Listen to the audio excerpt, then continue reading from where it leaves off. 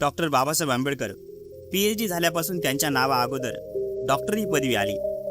अस्पृश्य समाजातील आपल्या नावा अगोदर डॉक्टर ही पदवी लावणारे डॉक्टर बाबासाहेब आंबेडकर ही पहिलेच व्यक्ती। अस्पृश्य समाजातील स्त्री आणि पुरुषांना औषध देणाऱ्या डॉक्टरांची तेवढी माहिती, त्यांच्याशिवाय दुसरा कोणी डॉक्टर असतो यांची त्यांना कल्पनाच नव्हती। त्यामुळे एक प्रसंग कसा घडला ते बाबासाहेब सांगतात। एके दिवशी सकाळीची एक बाई तापाने फणफणलेल्या आपल्या तहान्या बाळाला घेऊन माझ्याकडे आली आणि सांगू लागली की डॉक्टर साहेब, रात्रीपासून माझे बाळ तापाने आजारी आहे, त्याला तपासा आणि औषध द्या। मी तिला काय सांगणार? मी तिला सांगितले की बाई, मी औषध देणारा डॉक्टर नाही, तू त्याला औषध देणाऱ्या डॉक्टरकडे घेऊन जा।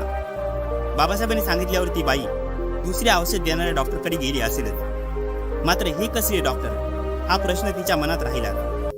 बाबासाहेबांनी आपल्या आयुष्यात जी चळवळ चालविली, अज्ञानी समाजाला जो मार्ग दाखविला, जो मंत्र शिकवला, ज्ञान प्रसारासाठी जी महाविद्यालय काढली, त्यावरून ते विद्येचे खरे डॉक्टर होते हे सिद्ध होते।